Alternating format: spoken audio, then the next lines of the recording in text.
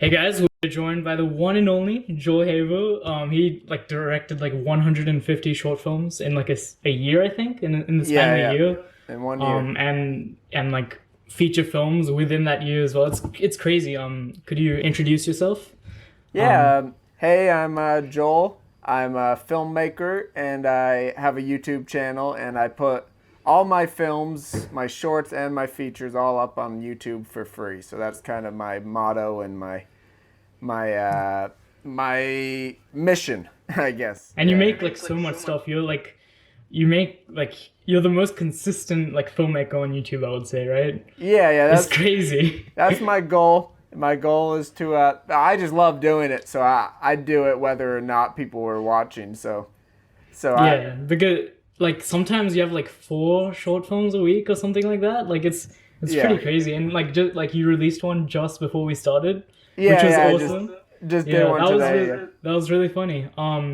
So so you have a very specific style for your filmmaking, and I was wondering how you found that style, and what just draws you in filmmaking in general, because it's very unique, your style. Yeah, yeah. I started making films when I was 8, and that was like me Mm. grabbing my dad's camera Yeah. and filming in the backyard, and Yeah. that was pretty much what I did until I went to college. I was just grabbing like a camcorder or the home movie camera and just goofing around, and uh, Yeah. and then I went to college and I started making more production stuff. I started casting. Mm. I started writing a script. I started doing all this stuff that you're supposed to do. I started getting a crew together for every movie, and I never got Yeah. that big even then. But I still was doing these things that you're supposed to do, and then eventually I'm like, I kind of miss just grabbing a camera and making Mm. stuff. I kind of miss just Yeah. like the stupidity of just like you and your friends are together, you have a camera, so do something. And Yeah. the I believe that simplicity. your film, taking time to feel sorry for myself, Yeah, it yeah. was entirely scripted, right, for That, your film yeah, yeah. school. That taking a So little time. I did that in my senior year of college, and it was kind of a spin-off of my series, the I'm Going to Be Famous. I'm not sure if you saw Yeah. that one, Yeah. but Yeah. Yeah. yeah, yeah. It's kind of a spin-off of that, but yeah, it was scripted, and I love that movie, and I love a lot of scenes, and I love everyone who was involved. But I do feel like because it was scripted, it's my weakest of my features, just because it feels almost stilted at times, and it feels almost Hmm.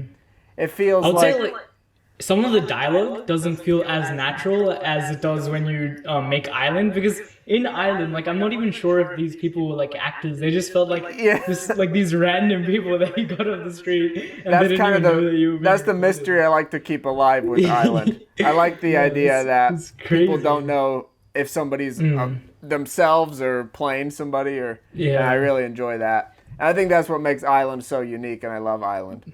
I, But Island would probably be my favorite film as well, just yeah, because yeah. your style is so much it's so much a part of it. I feel like no one else could have made that film exactly how you did, and Yeah, yeah. even if that film was made a month in a difference of a month, you made it a month later, I feel like it would have been a different film. So it's Oh so yeah, specific absolutely. to that time, and I feel like it might have actually been influenced by a lot of things that you may be thinking about. And I think that improvisational element Yeah. just keeps it so much fresh, because the audience doesn't really know what's happening, because there aren't these screenwriting rules and stuff.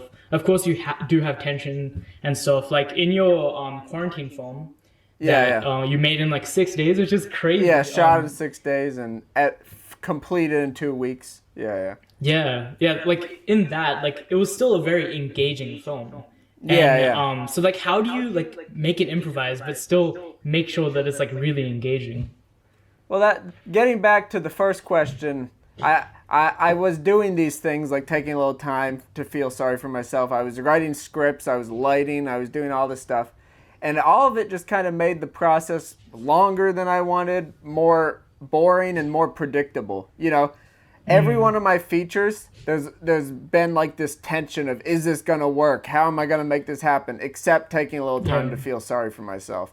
that's like my only movie I made, and I'm like, okay, everything went exactly as the script premeditated it. And like Yeah. I made Taking a Little Time for $10. I didn't spend a penny on Taking a Little Time, but like I didn't have any clue how I'd get a hospital. I didn't have any clue how I'd get like a big party scene, but even those things just kind of fell into place. Whereas with improv, there is this thing where conflict is the driving force behind both the filmmaking and the storytelling, you know? Because Yeah. if you allow like people to be like real, like conflict is inherent. You know, people are inherently conflicted, and a conversation inherently has conflicts. And I think if Yeah. you try to write those things, you have to be very premeditated. You have to like really feel it out. But if you just let it happen, it feels like effortless almost.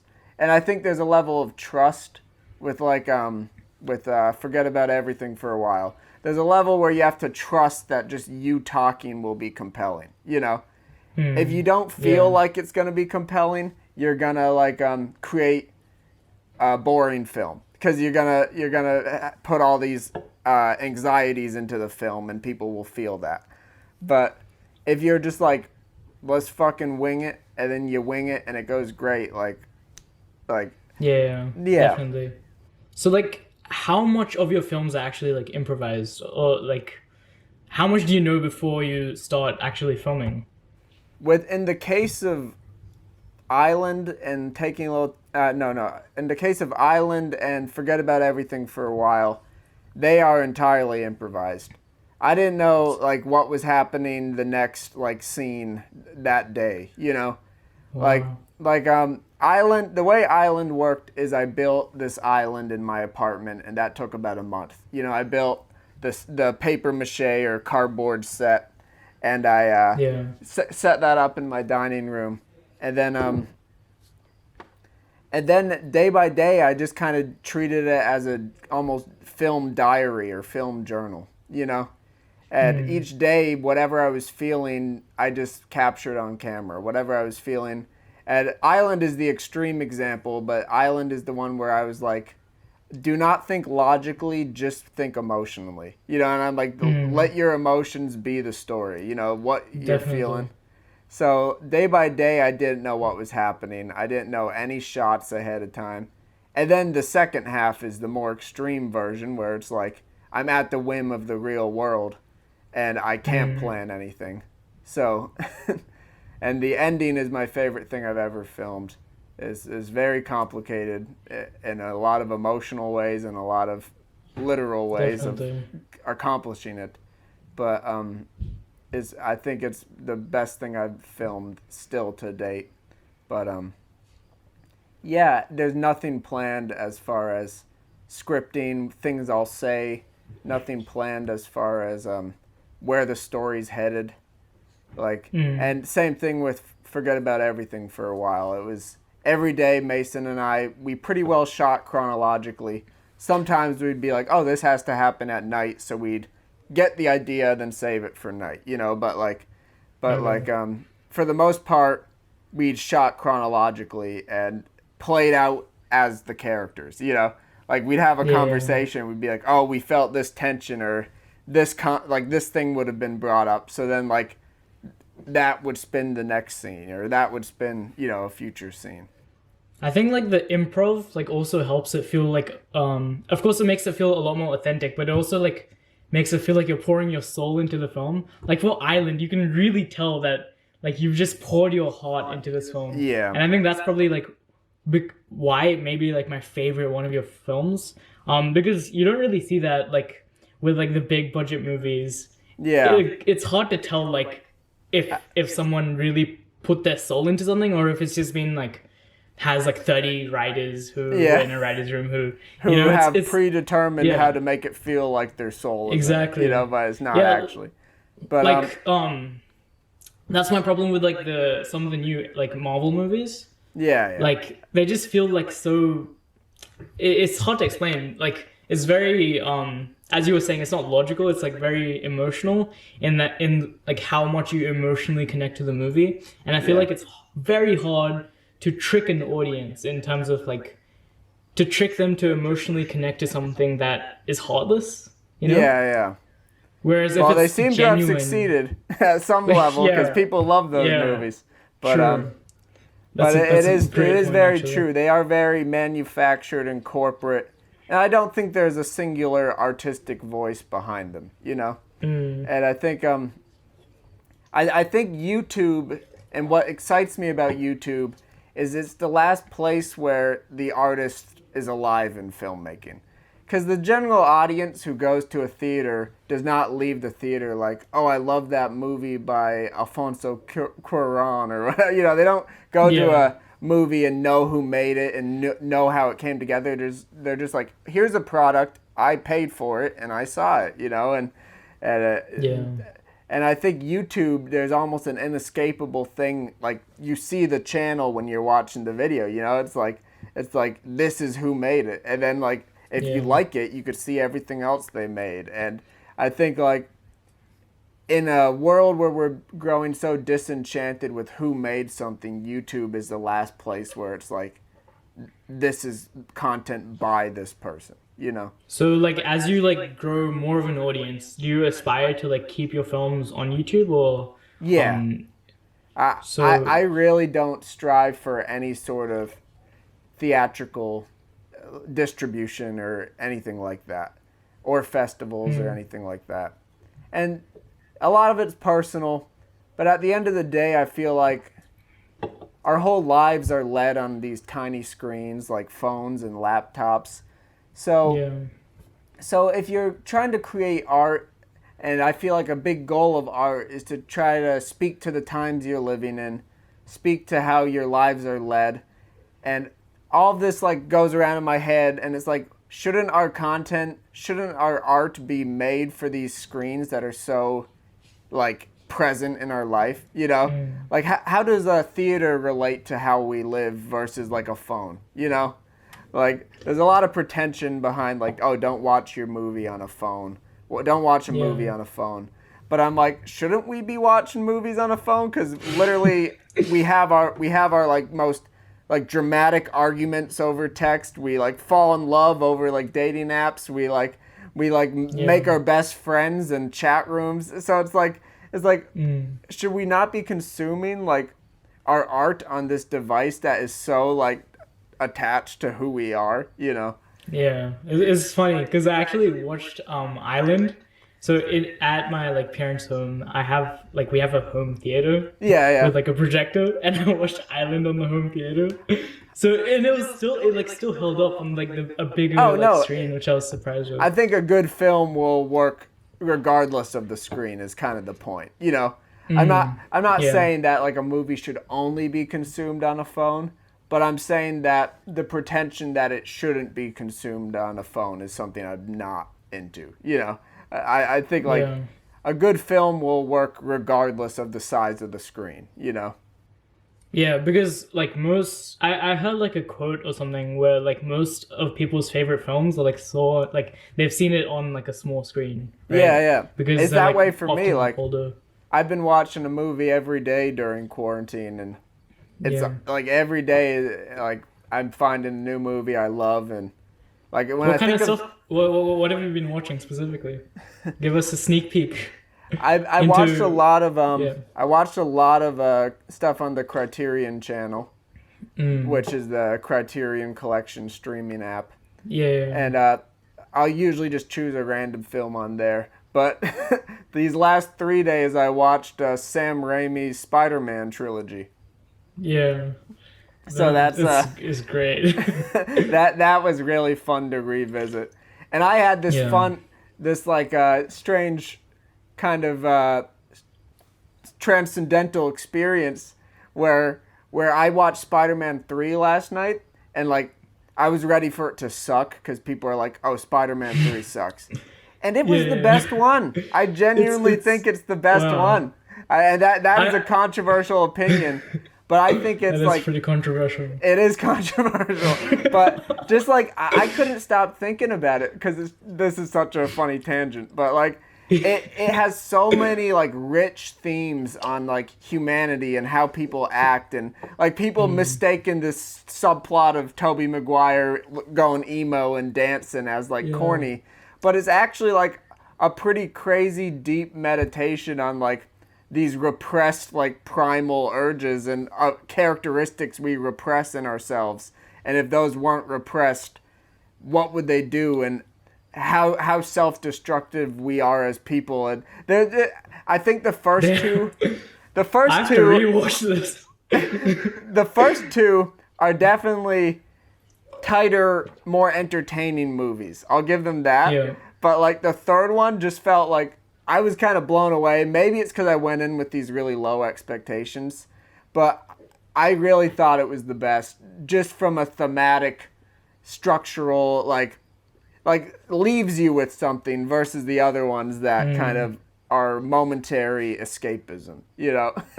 But that's just my Spider-Man 3 tangent. Yeah. I just lost all That's credibility. okay. I lost all credibility online No, it's by all good.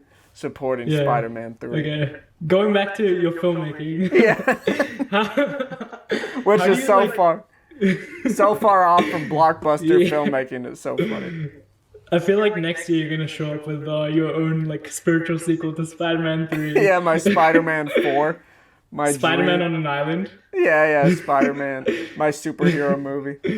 So, how do you create the content so consistently? Because you've made like 150 films in a year or something, right? Yeah. A big part of it is just holding yourself to a metric, you know. I go above and beyond. But like if you tell yourself I'm going to make a film every week and otherwise you will disappoint yourself, I think that is like huge. And I think as you grow a fan base, it's like even more pressure because it's like I'm going to disappoint myself and my fans if I don't make one every week, you know. Yeah. And of course, I make so much more, and that simply comes from my love of it, and also I have a shit ton of free time lately. But yeah, it just comes from my love of it and my I don't know. Every time I think of an idea, I'm somebody who gets it done right there and then, you know. I'm not And somebody who will have an idea and like be like, I'll do that in a couple of weeks. Like if I have an idea, I do it right away while it's fresh and gelling, and then I like most of my films are done in a day or two. You know, I shoot, edit everything in a day or two, you know. Short films, right? Yeah, short film. Yeah, of course. Though I do eventually This want man to try to do. made a feature film in 2 days. Yeah. I do want to try to shoot a feature in one day eventually. Improvised Damn. feature. Because I did it. That'd I be did it awesome. in 6 days. I could do it in one day if I'm a lunatic. I think you have to be pretty well non-stop filming. You just have to kind of live the movie, which is exciting to me. And then like just edit like this stuff afterwards. Yeah. I was wondering, because you like it's so improvisational, is there like a lot of stuff that you cut out in the editing phase? Yeah. Is so something like, are you referring to more so Island or more because it or Just my like short in general. films? Because Like your short films are probably like you have like a general idea of what they're gonna be, but something like Island where you like totally have no idea where it's gonna go. How much like ends up being on the cutting room floor? well, Island was a special case where I filmed so much more than I wound up using. I probably had an hour of good scenes, especially in the second half. Most of the first half was pretty well what I shot. I think I cut like 5 or 6 scenes from the first half. But I must have had an hour of good footage from the second half that I could have like made like one of those giant 2.5, 3 hour epics of. But for the sake of just pacing and like getting the point across, I thought it was stronger for cutting stuff. So I used to be horrible at cutting stuff. That's really hard to learn. That's one of the hardest things to get good at. They call it like killing your babies. You know, they call it like you have to get good because you'll love a scene, or you'll love a moment, or you'll love this about your movie, but then like looked at objectively, it makes the full movie worse. And that's something you always have to like pull back and, you know, Yeah. be able to make the judgment call. Like, oh, this scene is not serving a purpose. I just like it, you know, or Yeah. this scene. So Island, I cut a lot, and that's because I filmed a lot. And something like Forget About Everything for a while.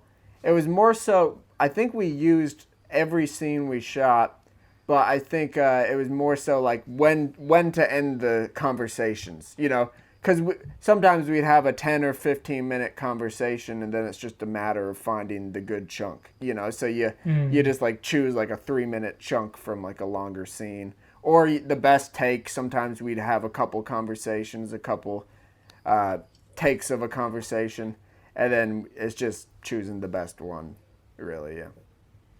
Okay. That's very interesting. So do you edit like while you're like making the film just to get like a general idea?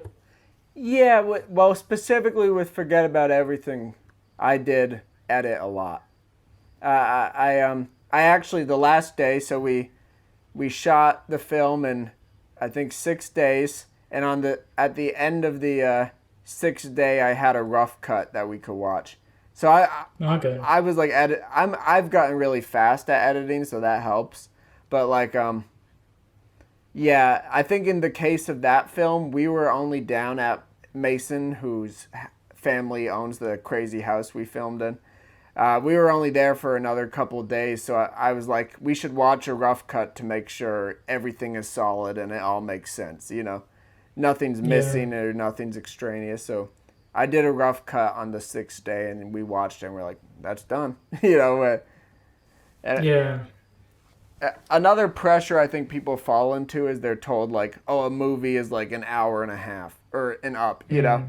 And I think you need to get good at just being like, you know, this is a 60-minute movie, or Island is only 68 minutes, I think, and that one is even shorter, like at 61. And I think I love a short movie. I love a movie that gets everything done in an hour. Yeah. Because a lot of movies do just have a bit too much, you know. So would you say that's like a part of your style to have like a shorter film? No, I never have a length in mind. I actually have, so I have another feature I've been shooting since August that was so close to done, and then coronavirus happened. So I was going to be released in April, but sadly I think it's pushed back indefinitely. Yeah. I was like watching a video of yours from last year, and you were like talking about this film. Like, wow, this film's gonna be like what is this thing? You know, it's so close. I'm missing one thing, and I just can't do it until I have that thing, because it'd sacrifice the film. You know, so that sucks. But that one's gonna be really good, and that one's probably gonna be closer to an hour and a half. So I really don't make a runtime judgment call in my head. I can never guess how long things are gonna be. Firstly, I don't.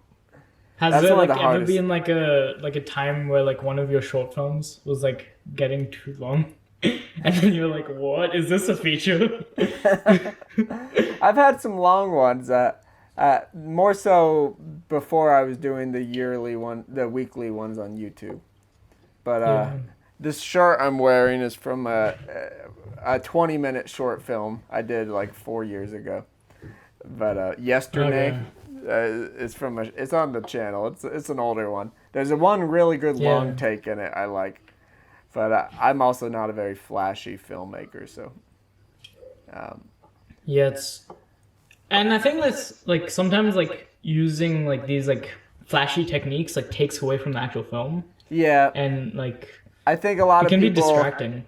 A lot of people use the technical aspects to cover up that their films don't really have an emotional core. You know, their films don't and like have sometimes I watch a film and they're using like all these flashy techniques, or like just even YouTube videos where they're using all of these flashy techniques, and like it feels so pointless and just distracts from like the actual video's message and stuff. like Yeah. I've seen some skit channels that like have really high production value. They're not well done, but they shoot it like widescreen, like CinemaScope, just to Yeah. make it look professional, and then they color grade it all like dramatic.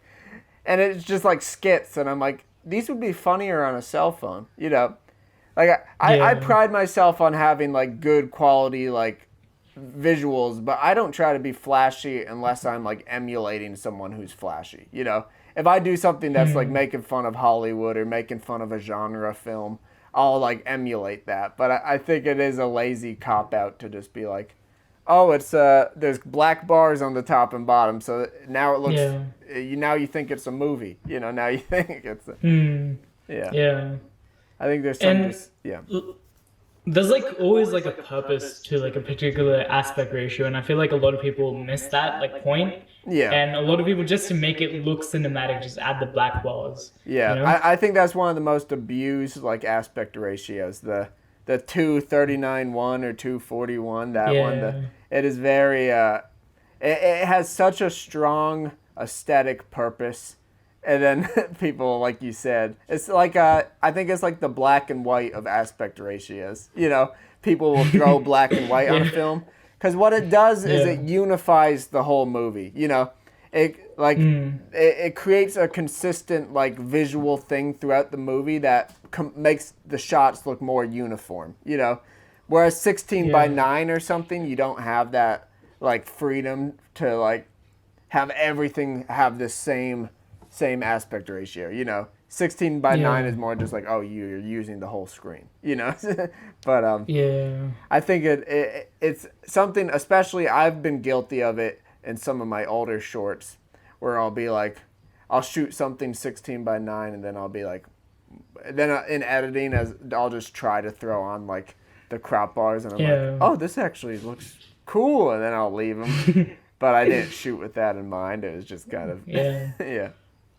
I feel like sometimes like it's alright though, but like Yeah, no, I think it's not always necessary. it's not something that is objectively bad. You just got to use it right, you know. And Yeah. sometimes it works to throw it on, you know. Sometimes you know, I think Yeah. there's always cases where anything is viable, you know. Yeah, I have this very specific question. So like on your channel, everything like just there's no like for Island. This title of the video is just Island. It's not like Island full feature film, you know. Yeah. And I feel like you could like easily get more views if you just put like official feature film or something on it. Yeah, And I'm just like wondering. It's definitely a choice that I just title them as is, because I don't want to come off as you know, these are like my biggest like to date like artworks, and there's certain levels like I will on the shorts I'll do a clickbaity title as a joke, or I'll do like sometimes I'll do Yeah. a goofy thumbnail, but for my movies I'm just like, they're on my channel, and mainly they're there for like the diehard fans who love the shorts, and then they're like, oh, he makes movies too, and they'll just see the runtime, and I have a playlist of all my movies. Yeah. But I don't know. There's something I don't like about like the full free feature film. Yeah. I just think a film's a film, and I think I think it's there's definitely this element that like a feature is a bigger deal than a short, of course. But like I think runtime has so much pressure put on it. You know, it's like it's just Yeah. like, oh, this is a film and it's an hour. This is a film and it's 10 minutes. You know, I think in YouTube especially, like people watch long form stuff all the time. People watch short form stuff all the time. And I think there's Yeah. less of a distinguishing factor based on runtime, you know. So, would you say that you're like more concerned with your artistic credibility than necessarily like views on a singular video? That's tough because I definitely say I'm more concerned with how I feel about how I put my stuff out there than I am with getting views on it, you know. At the end of the day, I always feel like viewership and like fans is a amazing extra to the satisfaction I just get from creating something. You know, I think at the end of the Yeah. day, you got to get good at having your artwork be the end all thing that you need just to feel happy about it, you know? Because, Yeah. and I think that's what a trap a lot of people fall into. They need validation, you know, that need for like Sundance to love your movie. And then when you get the rejection, it's like, my movie's worthless, you know? Whereas on YouTube, Yeah. like I already have the personal validation or personal success from just creating something. So I'm not somebody who's chasing after the numbers. But I do want obviously to turn it into something that can sustain me. So there is that tension Yeah. that is hard. I would say there's like a level of confidence when you just see like the title of like Island and you find out it's like a feature film. Yeah, And I'm yeah. just like, what? I have to watch this thing. Like this guy is like really confident in what he's made, you know?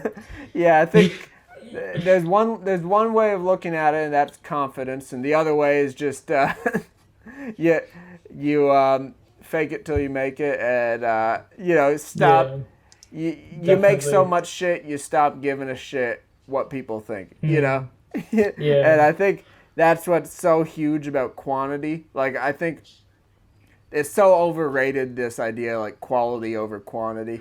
It's like, no, just make a ton of shit. It's not all gonna be amazing. It's not all gonna be like your best shit, but like you get so much better and you get so much more practice with quantity than you do with quality. You know, if you're pursuing quality, you're gonna get nowhere. You know, you're gonna be sitting on a script you wrote 10 years ago, shopping it around trying to get $10,000, you know, and it's like it's hopeless. And whereas if you kind of detach yourself from the want of the ego of like making everything great, you just wind up having a fun time, you know.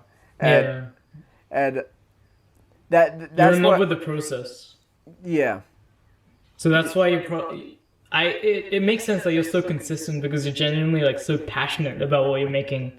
Where some people find it really hard to make consistent content because they might just like not be actually like passionate about the process of making it and Yeah. just passionate about I think releasing it. you see that a lot on YouTube. A lot of people emulating or copying like popular styles, you know, Definitely. but not Yeah. like knowing why. You know, they're doing it because they're jealous or they see this person who is succeeding doing this thing and they're like, oh, I can do that thing, but they don't want to do Yeah. that thing. You know, it's like the millions of people who start a daily vlog, or the millions of people who Yeah. start like their like I don't know style channel, their makeup channel, like I think, and I've been a bit worn down with this belief because of how slowly my channel has grown this year, but I still do truly believe that the people who are passionate about something will rise to the top. The people that are genuinely supposed to be doing this thing and they love this thing and they're not lying to themselves and doing it, you know. I think those Definitely. people will rise above and beyond, you know. And I just think it's Like, a matter of not getting discouraged. Yeah. Like, for me personally, I found your channel like last year actually. I think last year. At the end of the year, you had like this video on how you made like 100 short films in like 8 months. Yeah, That yeah. was the first video I watched of yours. Yeah, And then yeah. I just like kind of stopped watching. And then like a month ago, I found your channel again through one of your short films. Yeah, yeah. And I'm like, wow, this is the same dude. And then I looked on your channel and you had like a bunch of features. I'm like, wow, I have to like check out this dude's work. And I was genuinely mind blown because like to me like, that's like one of the most insane like levels of filmmaking that I've seen. On Yeah. like It's funny Yeah. because it feels insane and it feels like why is he doing this? No one does this. You know? Why is he just throwing his movies? But it's like it's so Yeah. funny that there's that idea because we all understand how I'm doing it. You know, it's like, well, I know how to upload to YouTube, you know? it's like we should be more amazed like how the fuck did this movie wind up in a movie theater? Cuz it's a fucking horrible process that you have to like with lack of a better term, you got to suck a bunch of dicks to get to Yeah. get to a movie theater. But on YouTube, you're your own person. So if anything, to me, after having done it so many times, I'm just like kind of baffled that more people aren't. You know, I'm just like, and I think there is this element where we kind of lie to people and tell them that filmmaking is this big expensive thing. You know, it's like every movie costs money, and I think that kind of leads to people being like, okay, I can't make a movie till I have the money. You know, then they make a movie. I understand this like so much, and I've actually been thinking about this like whole concept so much, especially after seeing the channel, because like there's certain like ideas that you don't need like that much money. Of course, there's like certain superhero films if you want to make. But like, but why would you want to make that? Exactly. But if you want to make a movie, like you could just literally just do it. Right? Yeah, and I think that was a big thing with the quarantine movie. It was like, well, we're in a situation now where like the industry is on total shutdown. You know, all release dates are pushed back, all shoots are canceled or pushed back or in limbo, and then it's just like, well, I'm somebody who has made a movie alone, and I'm alone right now, or I'm quarantined and stuck. And it's like, if you could show somebody that that you can still make a great movie that like could hold its own, while all these like feelings of limitations, global limitations are going on. I was like, I still have this hope that some people who watch that movie, I hope, have started their own quarantine movie. You know, I'd love to see more people do it because it's so possible. And you have the thing on your like you have like a promise or something on your account. If people tell my me viewers about that. Yeah. So when I released Island, I made this promise that if anyone makes a feature and sends it to me, I will watch it. And that's like. And have people send like stuff? Yeah, I've seen about 6 or 7, I'd say, and I have 2 that I have to get around to. Yeah, I always have a backlog, but yeah, that's really the promise. Just because it's like the filmmaking world is so cold and distant. Like the festival process is horrible. It's like you send away this like work of art. You spent like maybe. Ideally, you poured your heart and soul into it, you know, and then you wait for 5 or 6 months to hear back from them, and then when you hear back, it's an auto-generated rejection. You know, it's like, we regret to inform you, your film is not. It's like, and you pay them for that, and then you can't release your movie in those 5 or 6 months because they want the premiere status, you know. And it's hilarious because they're like generating profit from your film. Like, they should be paying you. And you don't know who this person is. You don't know who these programmers are, the screener people are. They could be somebody who's like sitting at home watching 5 or 6 of these movies in a row and just losing their mind and not even paying attention. And yours might be like the last film, and they might just. It could be the last film they watched, so they're like totally exhausted and like done with it. Yeah. Or just you could like get somebody who the movie's not for. You know, it's just like there's movies people love that I hate, and I'm like, what if I was the screener for them at a festival? I'd be like, oh, fuck this. And then like I'd be preventing thousands of people who might actually love it from seeing it, you know? So and just Island was such an immediate personal film. As you noted, it felt like you were feeling what I was feeling, you know, making it, you know? And it was so important to me. Like from the beginning, Island, I knew I would release it as soon as it was done. You know, I was like, I don't want to sit on this because I think Island is my one that would have been good enough to at least do somewhat well on the festival circuit. Definitely. But I had no interest in that because I'm like, oh, I got to sit on this movie that's so personal for like 8 months. And then it gets if it is in a festival, I have to like wait a couple months for the festival, go to the festival, then it's like distribution, and then, you know, if that is the process I went through, by the time people were seeing the movie, it wouldn't be about me anymore. You know, it'd be about me a year ago, me a year and a half ago, you know. And I think that is so toxic because it's just like, I feel like I love all my films, but you always love the one you're working on now the most. You know, you always have this feeling that like it's the one that's you now. It makes the most sense to you now, you know?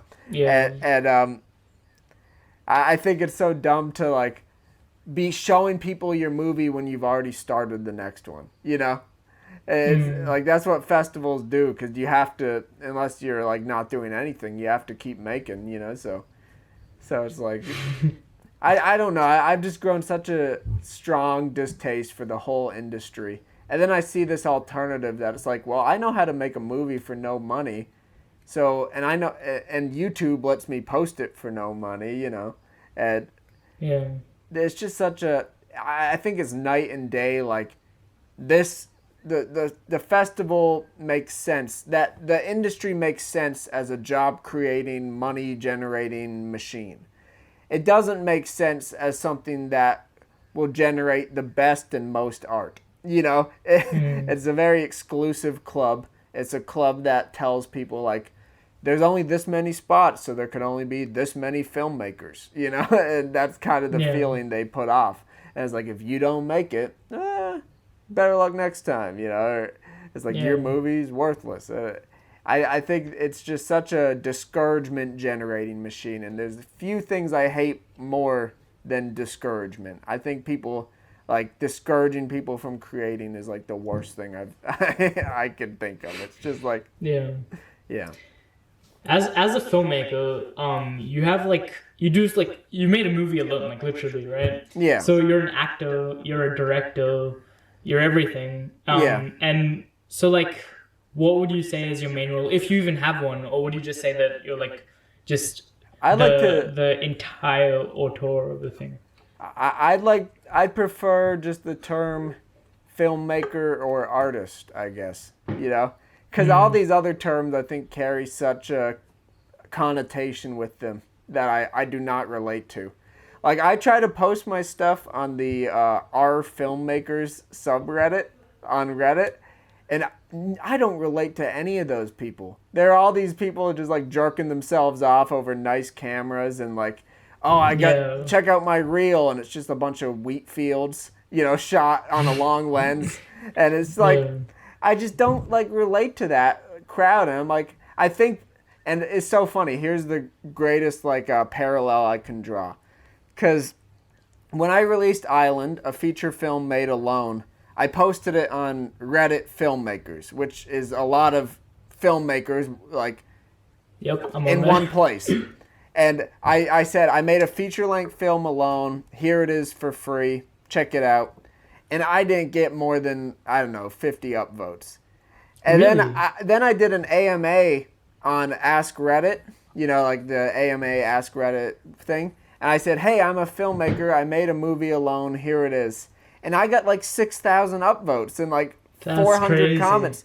And I think there's just this huge disconnect between like how exciting that is to the average person versus like all these filmmakers that they're these kind of people who want to perceive other people to be struggling in the same way as them. You know, filmmakers want to see like all the other filmmakers struggling like to get their movie made, to get this done, to get funding, because if they see somebody doing it on their own and succeeding in their own personal way, it's like, well, what am I doing? You know, why am I waiting? Yeah. So it's very maddening to me that, and I think very exciting to me that I have this opportunity to kind of create a new filmmaker group, a new people who actually want to make a movie and post it, not these people who want to make an A24 film in 40 years if they. I think like a problem I see, or I don't know if it's a problem, but like a lot of people are very concerned with gear. Yeah. And it's like almost an addiction where they're so concerned with the gear, but they're not making anything with the gear. Yeah. You know, it's so like backwards to me. I just bought this new 35mm lens that cost $5,000. Exactly. It has an f 0.7, the same that Kubrick had on Barry Lyndon, and then they don't make anything with it. They get like one nice shot, or they get. And I think it's a hobby, and I don't want to invalidate people who have that hobby, but I don't want people to conflate that hobby with what I'm doing as a filmmaker. You know, I'm not a gearhead. I'm not someone who's trying to make films perfect and beautiful every second. You know, I embrace the flaws. I embrace, you know, and there is this weird mentality of people who think that because they have the gear, they have their way in. You know, they have their into the process, into the film. And I think it's like almost like a status symbol as a filmmaker to have like a good camera, a good lens, and things to just prove you're like, instead of actually making something, like they go to what they have, and it's sort of like shallow to me, right? Yeah, no, for sure. I mean, like, of course you need like certain gear if you want to make something very specific, but just in general, like if there has to be some kind of purpose, right? Yeah. But anyways, I think we should probably finish off. So where can people find you online? Well, just look up. I'm sure there'll be a link in the description. Yeah, but like, of course, I'm on YouTube, Joel Haver. That's really where all my content is. You know, I have like an Instagram, but it's a joke Instagram. I have like the dining table selfies. Yeah, the dining table selfies, the spaghetti dinners. But it's amazing. It's quality content. Yeah, it's good stuff. It's an art form within itself. Yeah, I'd say so. But it's just YouTube. I like to have. I kind of pride myself on having all my stuff in one place. You know, my shorts and my features, and like vlogs or whatever, talking to the camera. You know, just everything. And if one of my viewers had to like watch one film of yours, which one should they watch in your opinion, and why? And just give a short introduction, and then we'll head out. Feature or short? Feature film. My recommendation is always going to be Island, because I feel like that is where my voice as kind of an auteur has come the fullest. You know, I think that's definitely like something where I think you see a lot of it, and I'm going to be famous. These plays with reality and fiction, and combining the two, and being very honest, and like showcasing parts of your life that most people would keep secret. But I think Island condenses it and plays with it in a very exciting way that is a tight 69-minute package. You know? Definitely. Yeah. And it's like, as you were saying, it's nice and short, and it's easy to watch. So guys, like, definitely check it out. It's literally, it's one of the most unique films that I've seen in a while, and I'm excited to what you see next. You do next. Yeah, very hopefully excited. It'll be done soon. My next one. It's so close. Yeah. I just need one more scene. COVID-19 has screwed me, but COVID-19 indeed. Okay, bye, man. Thanks so much for having me. Yeah, of course. And it's really, I was nervous to ask you for this interview because I was so impressed with Island. Yeah. I think I want to create I want to be somebody who's open. And maybe if I blow up someday and I have 1 million subscribers, it's going to be harder to say yes to every interview and every question. But like, as long as I can, I want to be somebody who's like very like, you know, accessible, you know, because I think that's another thing I don't like about like the industry and stuff. You can't talk to Scorsese. You can't talk to Terry. Yeah. They're very much just like, watch my shit and move on. You know, it's just like, but I feel like you should be able to engage with the artist a little if you see their things, you know, at least in some way. And I think that's... And like, even if like doing like an interview or something gives you like 20 new viewers or like 30 new viewers, that's like still a lot of people if you think about it. That will, every like if one of those people becomes... Exactly, man. Okay, thanks so much once again. Yeah, thank you. It was a good time. Hopefully we talk some... Yeah, definitely. Hopefully we talk sometime later.